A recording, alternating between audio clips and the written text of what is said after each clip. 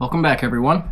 I know it's been a minute, been quiet, been busy with jobs, you know, for the business, and I've been testing and tuning with the speedrun cars, and you're not really having a lot of success lately, so that's why you haven't seen a lot of videos.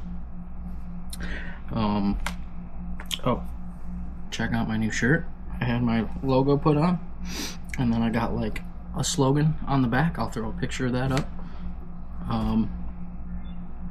And then I also had my own coffee mug made. Check that out. Got my logo on there. Pretty sweet. I'm stoked about that. I had some stickers made too. I was going to send out to you guys, but they ended up a little small. I wasn't really paying attention to the, you know, the size. I didn't get a tape out when I was measuring my stickers. Anyways, I'll get some bigger ones ordered. So today is just kind of a channel update and a mail call. Mike over at B&VRC sent me something, so let's open this up and check it out.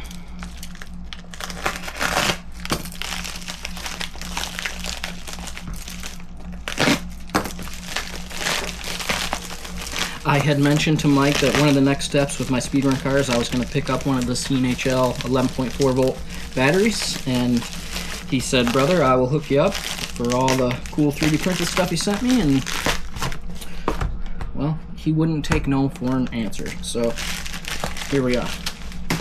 So let's check out what he sent. There we are. Stickers.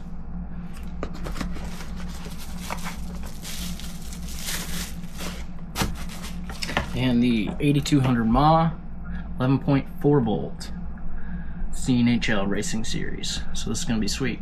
I'm excited to run this in my speedrun car. I'm going to change this connector out to 8mm bullet, and we'll see if that can get us any better speeds. I think it's definitely going to help having a premium battery, although I've been using my CNHL, but I'm using the Parallel series, which is meant to have a twin. I'll show you the speedrun car right now. I retired the 103 car. I blew a diff out in the rear playing with it out here, and just decided it earned its rest. But I'm still trying to push the MX-12. I got that right here.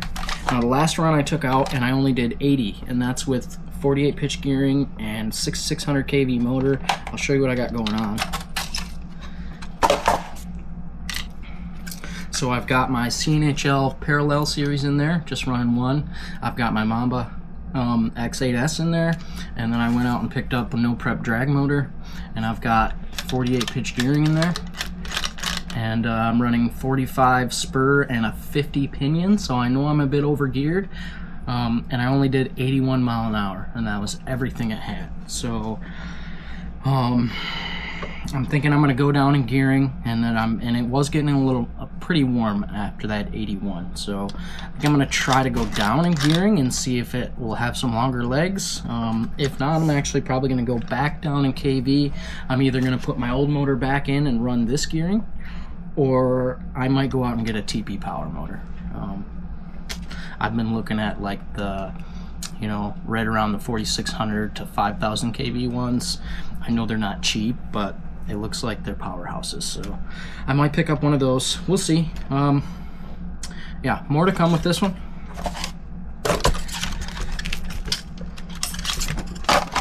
And then I got the X12S here. X12S, no, the P12. This one is undergoing more speed mods, so I've gone ahead and taken out all the stock electronics other than the brushless motor. So I'm going to change connectors up to fit a big ESC for these. I've got a R7 in there now with one of my receiver boxes and foams, and we're gonna see how fast we can get this one. I don't have the run up yet because it wasn't really super impressive, but I was able to get, with the 28 tooth pinion and a 3S battery and the stock ESC, I got 55 mile an hour. So bigger ESC, more battery coming soon on this one, guys. And then the Frankenhopper. I don't even know where to go with the Frankenhopper. You guys haven't seen any content from me from the hopper because it's been teeing me off, basically. I could not get the stock chassis to go straight, and I know that's because of my inexperience with Tamiya's. So I kind of scabbed on the front half of a four-wheel drive buggy so it would go straight, and it goes fairly straight now. But I only did 46, and the tires were kind of ballooning and rubbing the body, and it spun out and broke the wing, and so I don't know, we'll see. I might get a run in on that competition. I might not even throw a video up in there. I'm not too worried about it. I'm more kind of into trying to get this AMX-12 to go over 100. And I'm interested to see what the P12 will do as well. With it being already having a body, I feel like it's got some aerodynamic advantage over the AMX-12, but maybe not.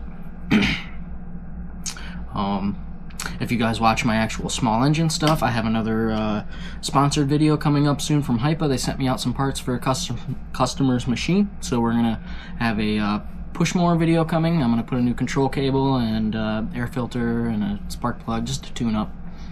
And then we're gonna have another sponsored video coming. I got a couple steel chainsaws a customer dropped off, and I'm gonna contact HIPA and get them to send me out the carb kits for those. And we're gonna go through both of those machines and make them like brand new again. And yeah, HIPA, if you happen to see this, thanks for being there. It's helping out a lot, and more videos for you guys coming soon. And that goes to all you viewers too. More videos coming. I know I've been quiet, but here we are, and business is slowing down just a touch, so we can kind of do some fun stuff. I've got some wheels for the Unicorn printed up. Check these out. These are going to be drift wheels for the Unicorn, the big one, the SR7. These are made out of that carbon fiber PETG.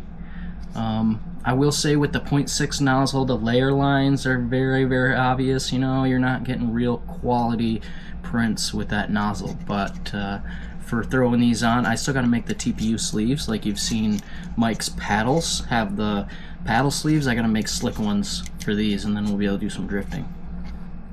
Kinda. I mean, it's an all-wheel drive platform, so it's not going to be true drifting, but we can make it slide. Yeah.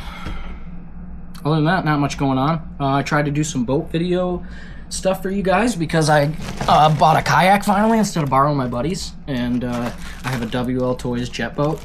I went to take it out this year. I ran it last year, and you can see in there's rust. The motor was seized up, so I'm gonna convert this little guy to brushless. I just need to order a brushless motor, and then there might be, before fall, before it starts getting cold here in Michigan, some little boat content coming, so stay tuned for that. Yeah, I guess that's about it. So thanks to everybody for watching. Thanks to HIPA for supporting me, and Mike, thank you. I really appreciate it. I know those batteries aren't cheap, and yep, so it means a lot. I'll throw a link to Mike's channel if you guys want to check him out down below. I'll throw a link to HIPA down below if you guys need aftermarket parts for small engines, weed whips, chainsaws, whatever. And until next time, thanks for watching.